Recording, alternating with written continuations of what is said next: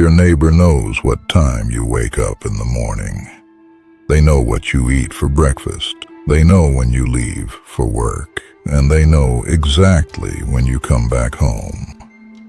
You have never told them any of this. They just watch. This is the story of Rachel and Tom Mercer, a couple who moved into a quiet suburb of Portland, Oregon in the spring of 2018. A neighborhood with clean streets, friendly mailboxes, and well-trimmed lawns. A neighborhood that looked completely normal until it wasn't.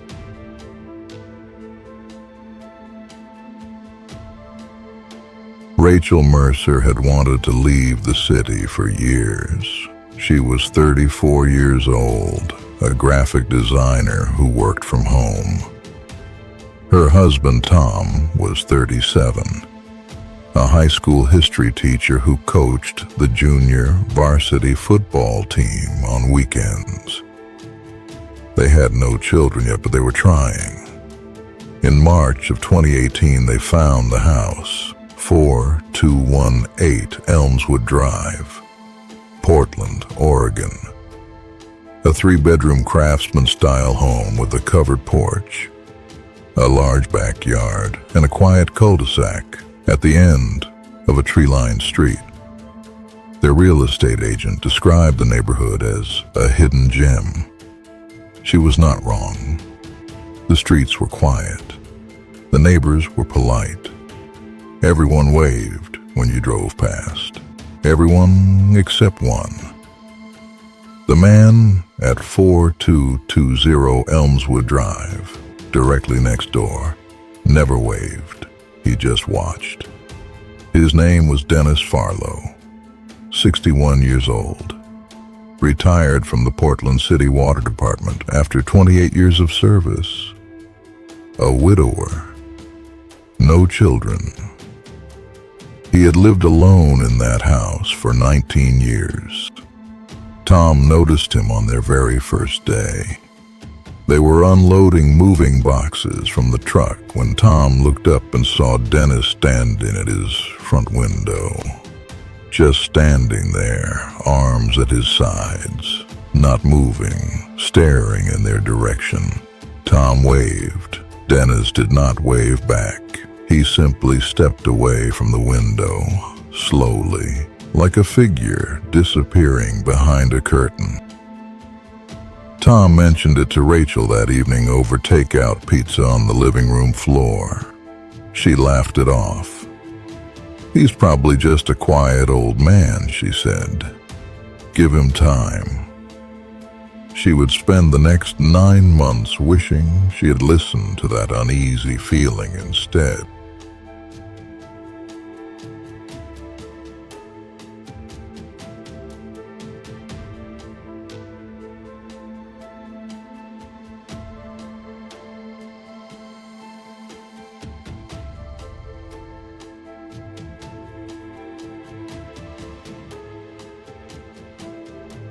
The first month was fine. They unpacked. They painted the spare bedroom. Tom planted tomatoes in the backyard. Rachel set up her home office in the front room overlooking the street. It was that front window that first made her uneasy. Twice in the first week, she looked up from her computer and saw Dennis Farlow standing on his porch. Not doing anything, just standing, looking toward their house. She told herself he was just enjoying the morning air. But then it happened at night. It was a Tuesday, around 11 p.m. Rachel got up for a glass of water. The house was dark. As she passed the living room window, she glanced outside out of habit. Dennis was standing on his porch, in the dark, at 11 p.m., just standing there, looking directly at their house. Rachel did not sleep well that night. She mentioned it to Tom the next morning. He frowned, said he would keep an eye out. Maybe the man was a sleepwalker. Maybe he had dementia. Maybe there was a perfectly reasonable explanation. There was not. Over the following weeks, Rachel began keeping a written log. Not because she thought anything criminal was happening, but because she needed to prove to herself that she was not imagining things. March 22nd, 7:14 a.m., Dennis on porch, watching. March 24th, 11:40 p.m., Dennis on porch, watching. March 29th, 6:55 a.m., Dennis at front window, watching. April 3rd, 2:30 a.m., Dennis in yard, standing near property line, watching. 2:30 in the morning, standing in his yard, in the dark, watching their house. Rachel called the non-emergency police line that week. She explained what was happening. The officer on the phone was polite but firm. Standing in your own yard is not a crime, ma'am.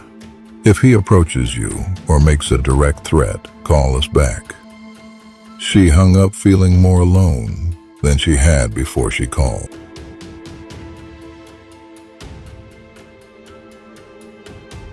In September of 2018, 6 months after they had moved in, Rachel received a message on Facebook from a woman named Patricia Holt.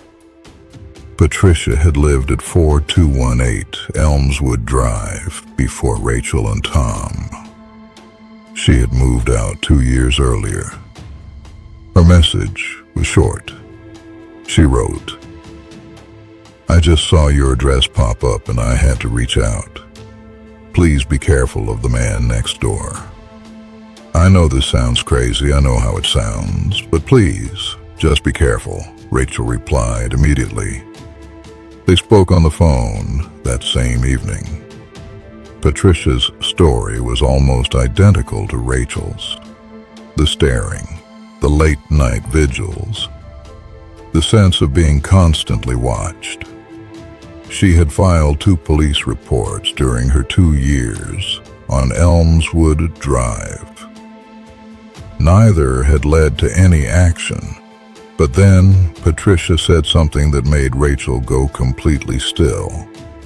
She said, "The reason I finally moved was because I found something. In my own backyard, near the fence line that borders his property. A tin box buried just below the surface.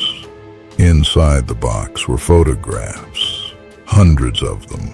Patricia, her husband, her children, through their windows in their backyard, coming and going from their front door, sleeping, eating, living their lives, completely unaware." Patricia had taken the box to the police. Investigators had gone to Dennis Farlow's home with a warrant this time. What they found inside changed everything. Floor to ceiling shelving in his spare bedroom, organized, labeled, meticulously maintained. Photographs of every family that had ever lived at 4218 Elmswood Drive.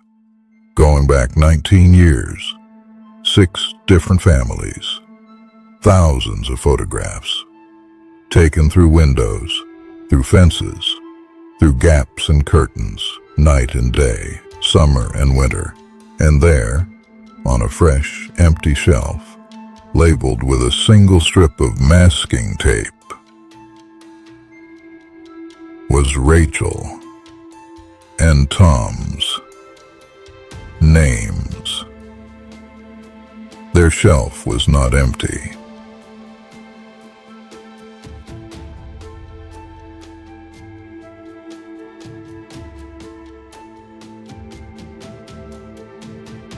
In April, Tom installed a security camera, a simple one, positioned above the front door, angled to cover the driveway and the street.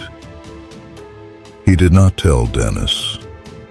He did not tell anyone. He just installed it one Saturday afternoon and said nothing. 3 weeks later, Rachel was reviewing the footage.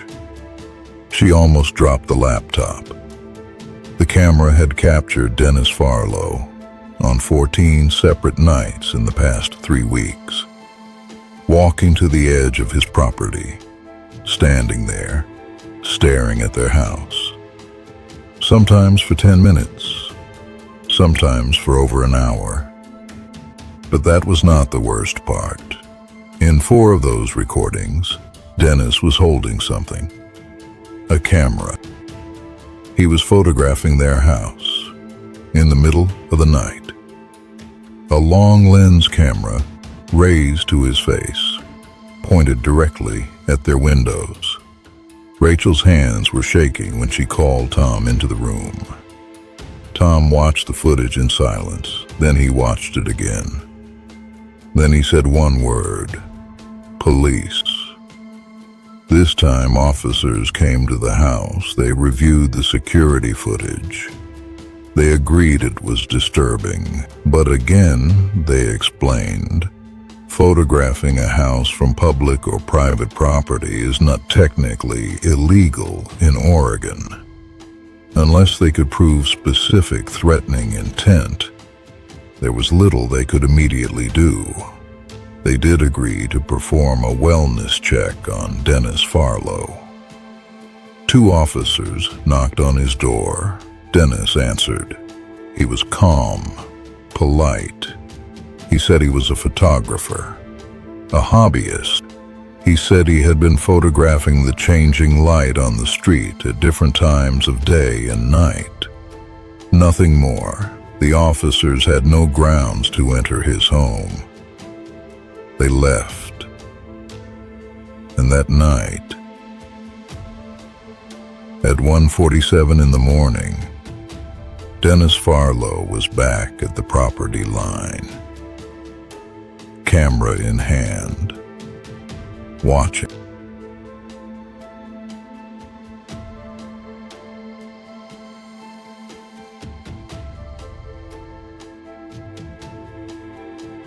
Dennis Farlow was arrested in October 2018. He was charged with stalking, unlawful surveillance, and criminal harassment.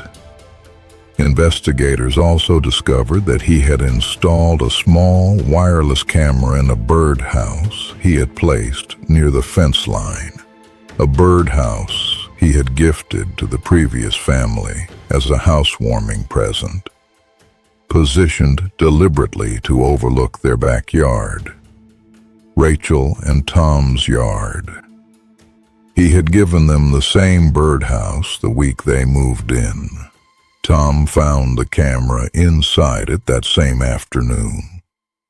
Dennis Farlow was convicted in March 2019. He was sentenced to 4 years in prison and was placed on the Oregon Sex Offender Registry due to the nature of some of the surveillance materials found in his home. Rachel and Tom Mercer sold the house 6 weeks after the arrest. They moved to a suburb of Seattle. Rachel has since written publicly about their experience, advocating for stronger stalking laws in Oregon and across the United States.